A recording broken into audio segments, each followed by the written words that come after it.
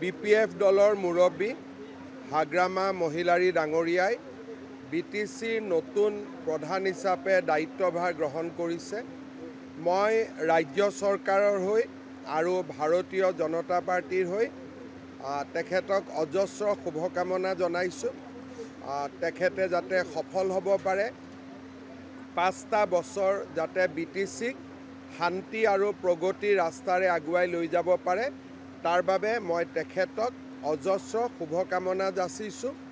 ৰাজ্য চৰকাৰৰ পৰা BTCৰ প্ৰশাসনে যাতে BTCৰ ৰাইজৰ বাবে কাম কৰিব পাৰে, ৰাজ্য চৰকাৰৰ ফালৰ পৰা আমি সম্পূৰ্ণ সহায় আৰু সহযোগিতা আগবঢ়াম। Today, Sri Hagrama Mohilary has taken oath as new Chief of Bodoland Territorial Council. I, on behalf of state government, as well as on behalf of Bharatiya Janata Party, we extend our best wishes to him. We hope that he will lead BTC for next 5 years. He will ensure peace and stability, and he will also accelerate the path of progress. As far as state government is concerned, we will extend all possible cooperation to the new BTC administration. আপোনালোকে জানে যে BPF দলে ইতিমধ্যে এটা প্ৰস্তাৱ গ্ৰহণ কৰিছে। আজি BTCৰ শপত গ্ৰহণ অনুষ্ঠান, সেইবাবে আজি আমি ৰাজনৈতিক কথা বতৰা পতা নাই, কিন্তু অহা দিনবিলাকত ডেফিনেটলি আমি ৰাজনৈতিক কথা বতৰা পাতিম। আৰু মই নাভাবোঁ যে BPF আৰু BJP দলৰ মাজত সহযোগিতাৰ অভাৱ থাকিব। আমি BJP দলৰ ফালৰ পৰা BTC যাতে সফল হয়, হাগ্ৰামা মহিলাৰী সফল হয়, আমি সম্পূৰ্ণ সহায় আৰু সহযোগিতা আগবঢ়াম। অৰুণোদয় এতিয়া আমাৰ BTCৰ নতুন প্ৰশাসনৰ লগত আলোচনা কৰি তেওঁলোকৰ লগত আলোচনা কৰি আমি দিব লাগিব, কাৰণ তেওঁলোকে আজি মাত্ৰ দায়িত্ব পাইছে। গতিকে অহাকালিৰ ভিতৰতো তেওঁলোকে লিষ্ট এখন বনাই দিব নোৱাৰে। গতিকে BTCৰ 6 লাখ লোকে অৰুণোদয় পাব। আগত যি তালিকা আমি বনাইছিলোঁ, ডেফিনেটলি নতুন BTCয়ে তাত অলপমান বিবেচনাও কৰিব। সেইবাবে অৰুণোদয় হওক, মহিলা উদ্যমিতাই হওক, ৰাজ্য চৰকাৰৰ আঁচনিসমূহ আমি BTCৰ লগত আলোচনা কৰি ৰূপায়ণ কৰিম। 2-3 দিন তেওঁ দায়িত্ব লৈ লওক। অহা সপ্তাহত আমি এই বিষয়ে আলোচনা কৰিম। BTCৰ লেণ্ড ছাবজেক্ট BTCৰ ওপৰত আছে।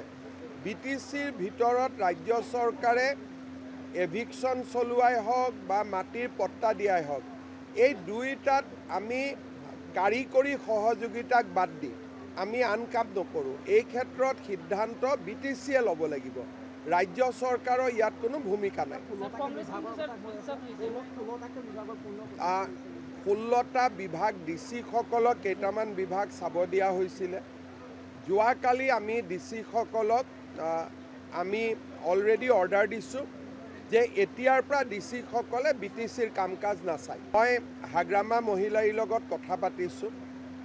ভৱিষ্যতে BJP আৰু BPFে সহযোগিতা কেনেকৈ কৰিব পাৰে তাৰ কথা বতৰাও মই পাতিছোঁ।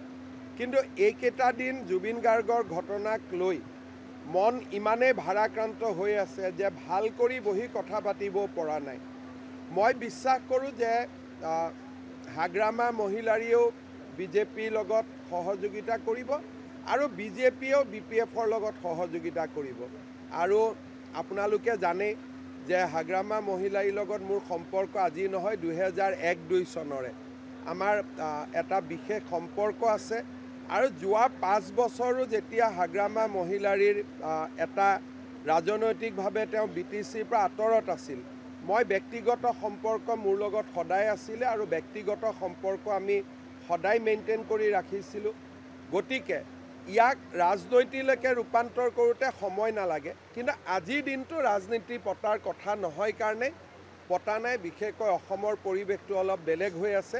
কেইটামান দিন যাওক ৰাজনৈতিক কথা বতৰা আমি পাতিম চাওক মই এটা কথা কৈছোঁ যে আজিৰ দিনত মই পলিটিকেল কথা পাতিব খোজা নাই আৰু বেছি পলিটিকেল কথা পাতিলে অসমতো মানুহে আজি বেয়া পাব পৰিৱেশ এটা হওক কিন্তু আমাৰ লক্ষ্য কি যে বড়োভূমিত শান্তি থাকক সকলো মানুহ একত্ৰিত হৈ থাকক আজি মুখ্যমন্ত্ৰী হিচাপে মোৰ কাৰণে এটা ডাঙৰ সফলতা ইলেকশ্যনৰ আগতো ভায়োলেন্স হোৱা নাই ইলেকশ্যনৰ মাজতো হোৱা নাই ইলেকশ্যনৰ পিছতো হোৱা নাই গতিকে গৃহমন্ত্ৰী ডাঙৰীয়া আৰু মুখ্যমন্ত্ৰী হিচাপে মোৰ এইটো এটা ডাঙৰ সফলতা যে আজি আমি ইমান ডাঙৰ এটা ইলেকশ্যন হ'ল ক'তো এটাওতো গণ্ডগোল লগা নাই গতিকে সেইটো হ'ল অসম চৰকাৰৰ সফলতা আৰু আজি যে BTC ৰাইজক আমি শান্তি দিব পাৰিছোঁ সুৰক্ষা দিব পাৰিছোঁ এইটো এটা আমাৰ ডাঙৰ সফলতা পৰৱৰ্তী পলিটিকেলি এইটো কোনো অসুবিধা নাই মই আগতে কৈছোঁ হাগ্ৰামা মহিলাৰীৰ লগত মোৰ ব্যক্তিগত বহুত বেছি ভাল সম্পৰ্ক সেইকাৰণে ইয়াত কোনো ইছ্যু নাই যেতিয়াই আমি পলিটিকেল কথা পাতিব খুজিম তেতিয়াই আমি পাতি ল'ব পাৰিম এতিয়া পলিটিকেল কথা পতাৰ সময় নহয় কাৰণে মই পতা নাই আৰু 5 বছৰ লম্বা সময় কথা পাতিবৰ কাৰণে আমি বহুত সময় পাম খালি মই এটাই কথা আপোনালোকক কৈছোঁ যে হাগ্ৰামা মহিলাৰীক মই কেতিয়া চিনি পাওঁ যেতিয়া মই ৰাজনীতি আৰম্ভ কৰিছিলোঁ মাজত 2 মাহে মোৰ লগত কথা বতৰা নাছিল তাৰ বাদে সদায় মোৰ লগত যোৱা ক'ব গ'লে যোৱা 5 বছৰতো মোৰ লগত সদায় সম্পৰ্ক মই কোকৰাঝাৰ আহিলে তেওঁক খবৰ দিওঁ হাগ্ৰামা ভাই মই কোকৰাঝাৰ আহি আছোঁ গতিকে মোৰ লগত ব্যক্তিগত সম্পৰ্কৰ কোনো অভাৱ নাই চৰকাৰী আৰু ৰাজনৈতিক কথা আমি পাতিব লাগিব কাৰণ এতিয়া আজিৰ দিনত মই শপত গ্ৰহণ অনুষ্ঠানত আহিছোঁ আজি বহুত কথা পতা নাই লাহে লাহে আমি পাতি থাকিম আৰু মই এটাই কথা কৈছোঁ যে আমি